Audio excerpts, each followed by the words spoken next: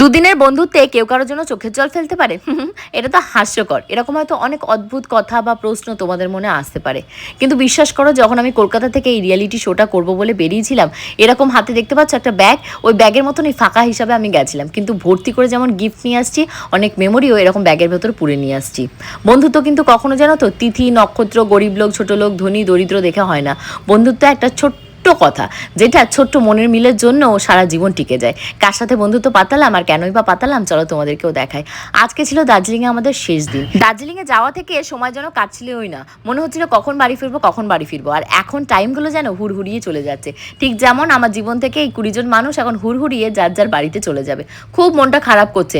ঝগড়া হয়েছে, রাগারাগি হয়েছে, বিচিং হয়েছে, অনেক কিছু হয়েছে, বাট সেগুলোর মধ্যেও একটা জিনিস কমন ছিল। সেটা কি বলতো, আমরা 20 জনই কন্টেন্ট ক্রিয়েটার, 20 জনকেই আমরা আমাদের এই ইউটিউব প্ল্যাটফর্ম বলো, সোশ্যাল মিডিয়া প্ল্যাটফর্ম বলো, সব জায়গাতেই কালকে থেকে আবার দেখতে পারবো। ঠিক যেমন আমার বন্ধুত্ব হয়েছে প্রীতির সাথে। জানি কেন না এই মানুষটাকে দেখার প্রথম মুহূর্ত থেকে আমার মনে হচ্ছে হ্যাঁ, এই আমার বন্ধু হতে পারে। সেই প্রথম শোয়ের দিন থেকে এই বাড়ি ফেরা পর্যন্ত ওর হাতটা আমি কখনো ছাড়িনি, আর ও কিন্তু আমার হাতটা কখনোই ছাড়িনি।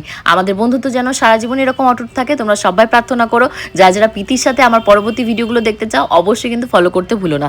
মানুষটাকে আমি পার্সোনালি দেখেছি, কাছ থেকে জেনেছি, তোমাদেরকেও বলছি খুব ভালো মানুষ। ঠিক যেমন আমি সহজ সরল, প্রীতিও সেরকম।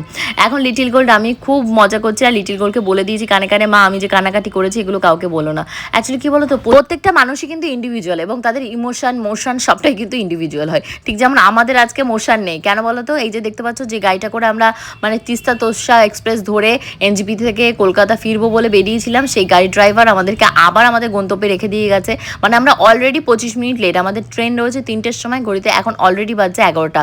আমরা বুঝতেই পারছি না কিভাবে আমরা গাড়িটা ধরবো। ভগবানকে ডাকছি আর খালি বলছি প্লিজ আমাদেরকে ট্রেনটা পাইয়ে দাও, কারণ ট্রেন যদি না পাই তাহলে কিভাবে যে বাড়ি ফিরবো আমরা নিজেরাই জানি না। অলরেডি আমাদের আগে যে 3টে গাড়ি ছিল সেই গাড়ি 3টে বেরিয়ে গেছে। তো আমাদের এই গাড়িটাতেই গন্ডগোল হয়েছে। সমস্ত জিনিসপত্র সব লাগেজপত্র মানে ছাদের আকাশে বাঁধার পর আবার সেই আকাশ থেকে নামিয়ে পাতালে প্রবেশ করি, আবার অন্য একটা গাড়িতে চেঞ্জ করা, মানে বুঝতে পারছো কি অবস্থা, কি হ্যাপা। যাই হোক, বাচ্চা কাচ্চা নিয়ে এখন গাড়িতে উঠে পড়েছি। ডেস্টিনি সেটা তো কখনোই কেউ পাল্টাতে পারবে না। যাচ্ছি আর সেই কথাই ভাবছি যে আবার কবে যে দার্জিলিং আসবো আর কিভাবে কাদের সাথে আসবো জানি না, বাট এটা কনফার্ম দার্জিলিং কিন্তু আমি আবার ঘুরতে যাচ্ছি। তোমরা প্লিজ আমাকে সাজেশন দাও দার্জিলিংয়ের কোন জায়গাটা গেলে আমি খুব সুন্দর সুন্দর রিলসের ভিডিও, শর্টসের ভিডিও এবং প্রচণ্ড এনজয় করতে পারবো লিটিল গোল্ডের বাবা এবং লিটিল গোল্ডের সাথে।